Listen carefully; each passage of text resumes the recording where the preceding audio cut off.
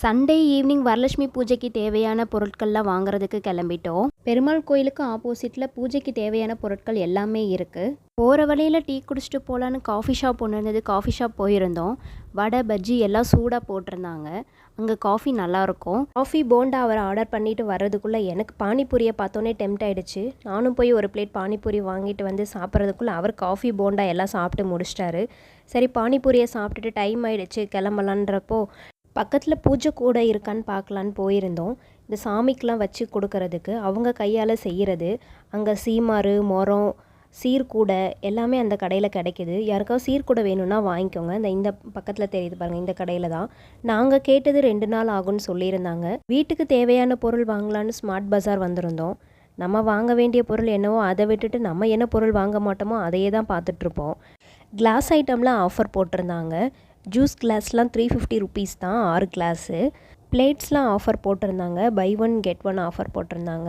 இருக்கிற பாத்திரத்தை வச்சு ஒழுங்காக சமைக்க மாட்டேன், இதில் இது வேறையான்னு சொல்லி அவர் கூப்பிட்டுட்டு இருந்தார். நான் இருங்க பார்த்துட்டு வரேன். நமக்கு இந்த ஐட்டம்லாம் பார்த்தாலே அப்படியே சந்திரமுகி மாதிரி கண்ணெல்லாம் இது நல்லா இருக்குது, அது நல்லா இருக்குது, இது சூப்பராக இருக்குது அப்படி தாங்க தோணும். இப்போ வந்தாலும் இங்கே வந்து புதுசாக ஏதாவது கலெக்ஷன் வந்திருக்கான்னு செக் பண்ணுவேங்க. அதே மாதிரி தீபம் ஏற்றுற மாதிரி ஒன்று ஹேண்டில் இருந்தது. அது அடியில் ஒயிட் கலர் கொடுத்துருந்தாங்க. எனக்கு அவ்வளோக்கா அது கலர் பிடிக்கல.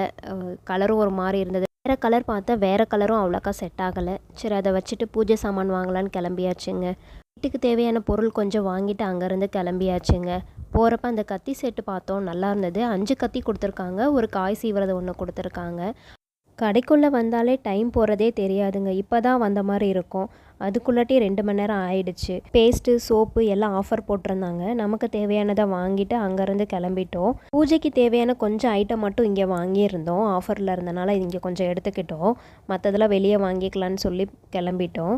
அந்த டெக்கரேஷன் பண்ணுற பூ மட்டும் இங்கே பார்த்தோங்க. அவ்வளோக்கா கலெக்ஷனும் இல்லை. கலரும் நம்ம எதிர்பார்த்து வந்த கலரும் இல்லை.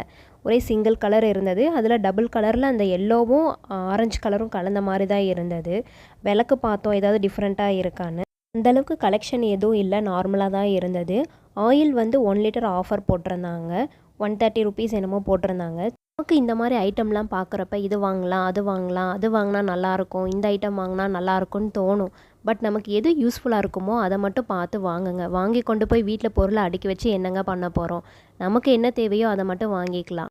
வாங்கிட்டு வெளியே வந்தால் சரியான மழைங்க. 1 ஹவர் அங்கேயே வெயிட் பண்ணிவிட்டு நெக்ஸ்ட் வீடியோவில் வரலட்சுமி நோம்புக்கு என்னென்ன வாங்கணுன்றதை காட்டுறோம். தேங்க்யூ, பாய்.